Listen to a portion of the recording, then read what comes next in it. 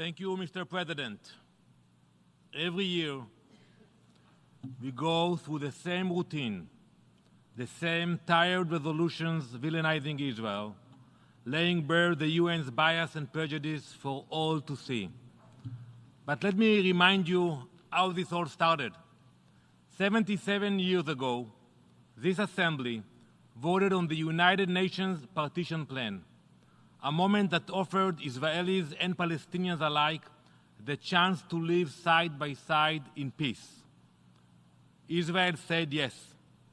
The Arab world said no. They rejected coexistence, choosing instead to declare war on the newborn Jewish state. Since that day, this assembly has maintained a neurotic obsession with what you call the question of Palestine. Over decades, the UN and many of its member states have encouraged and cultivated Palestinian rejectionism, violence, incitement, and false narrative of victimhood. In 1947, the Palestinians said no. In 1967, they again said no. In 2000, they said no. In 2008, once again, they said no. Time and again, opportunities for peace were met with rejection. Palestinian so-called leaders have chosen conflict every time, and this assembly rewarded them for it. You have reinforced the belief that peace can be postponed and violence is acceptable. Where was the assembly in 2005 when Israel left Gaza, pulling out entirely and leaving the Palestinians to determine their own future? Where were you in 2006 when Hamas violently seized control of the Gaza Strip, transforming it into the world's largest terrorist base? Where were you on October 7th when Hamas mobilized and executed a mass murder? And where are you today, as 100 hostages remain in the most horrifying conditions imaginable? October 7th was not just a day of horror. It was a moment that exposed the true face of Hamas and their allies, who are exclusively committed to extermination and cruelty. Over 1,200 murdered, thousands injured, women raped, children executed, families burned alive in their homes. These atrocities should have shocked the conscience of the world. Yet, to this day, this assembly remains silent. Over the past week, this assembly has passed countless resolutions targeting Israel, yet not a single resolution condemning Hamas, not a single word denouncing the October 7th massacre, and nothing about the hostages still suffering in unimaginable conditions. Shame on you.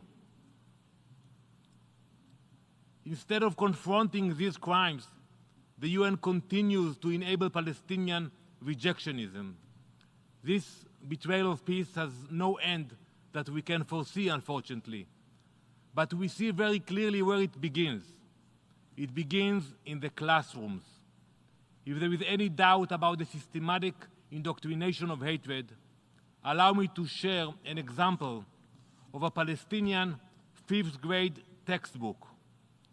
This textbook was published by the Palestinian Authority. This textbook was distributed to schools, funded and supported by the UN and its member states. You, the members of the UN, the righteous nations pointing critical fingers at Israel, paid for this propaganda. Let me quote Dalal Mughrabi, a name etched in glory, led with an unmatched bravery. In her footsteps, this textbook teaches the children to aspire to, and I quote, heroism and martyrdom.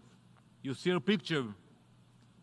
This is what the Palestinians are teaching 10-year-olds. 10-year-old Palestinian children are being told that the path to greatness lies in murder, that death is preferable to life, and that slaughtering innocent civilians is a source of a national pride. That's the Palestinian Authority, it's not Hamas, don't be mistaken. They are explicitly taught in this very textbook that to die as a terrorist is, quote, far better than a life of comfort and ease. Let me tell you who was the mastermind, who was Dalal Mughrabi. She was the mastermind of the 1978 Coastal Road Massacre, a terrorist attack that left 38 innocent civilians dead, including 13 children. Her group hijacked a bus and murdered its passengers. Yet, in textbooks funded by the United Nations, and therefore by many nations in this hall, she is held up as a national hero, a role model, a symbol for children to imitate. Dalal is among many, many so-called heroes listed in the textbook for children. They include many murderers and many Hamas terrorists. This is not education, it is indoctrination. It is a deliberate theft of Palestinian children's future, robbing them of hope and tying them to a legacy of hatred and despair. Still, the UN and its members continue its obsession with Israel. For almost 80 years, you have perfected your obsession with blaming Israel while you blindly fund hatred and violence. If you want more examples, simply look to UNRWA, which uses this textbook in its schools. UNRWA is a unique agency created not to solve a problem, but to preserve one. Over the years, billions of dollars have been invested into UNRWA. Even before October 7th, UNRWA had failed its mandate, both professionally and morally. While intended to provide social and educational services, it has become one of the largest promoters and participants in violence and hatred. I saw the tweet of the spokesperson of UNRWA from like 10 minutes ago. He's worried about his reputation. Well, that's too late. UNRWA's failures extend into every aspect of its aspiration. Its schools have been used as weapon stores. Its facilities converted into launching pads for rocket attacks. Its employees moonlighting as terrorists. We have videos of UNRWA employees invading Israel on October 7th, kidnapping Israelis. And who signed the paycheck? You did, the UN. Time and again, we have presented evidence of these abuses, only to be met with silence from this assembly. This is not just negligence, it is complicity. The role of an aid organization is to ease suffering and build hope, but UNRWA has become a shield for terror, prolonging the conflict it claims to address. UNRWA operates hand in hand with Hamas and its diplomatic proxy, the Palestinian Authority. Together, they entrench hatred, glorify violence, and promote conflict. Consider the Palestinian Authority, the so-called moderate leaders. We listen to them. But true leadership would make a distinction between itself and Hamas. It would condemn the atrocities of October 7th. I listened to Mr. Mansour. I haven't heard him mentioning Hamas. True leadership would lay the groundwork for peace through education. Instead, the PA glorifies terrorists, names schools and streets after murderers, and provides a play-to-slay policy that turns blood into profit, paying terrorists and their families to murder. The more you kill, the more money you get in your bank account. Just imagine what could be achieved if this assembly took a different path.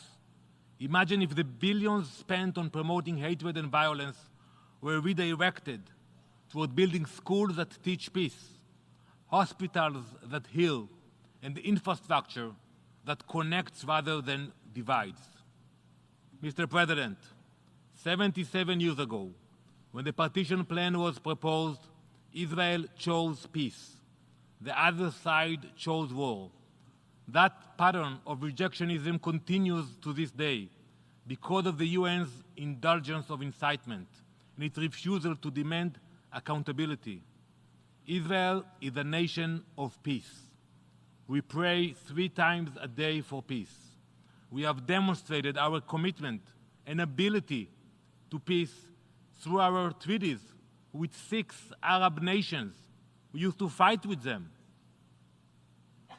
And you saw the Abraham Accords also. We hope that many other nations, God's will, Be'ezrat Hashem, Inshallah, that more countries will join the Abraham Accords very soon. But if you truly want peace, it begins with dismantling this infrastructure of hate and the glorification of terror. Stop rewarding murder. Dismantle UNRWA. Hold the Palestinian leadership accountable. 77 years is long enough. It is time for the UN and its members to wake up, stop being collaborators in violence, and start being partners in peace. Israel will always remain committed to peace, but make no mistake, we are unwavering in our determination to stand firm, to protect our nation, to defeat those who seek to destroy us, and to ensure the security and future of our people. Most of all, we will leave no stone unturned, no effort spared, until all of our hostages are freed and returned to their families. That is our promise. Thank you, Mr. President. I thank the distinguished representative of Israel. I now give the floor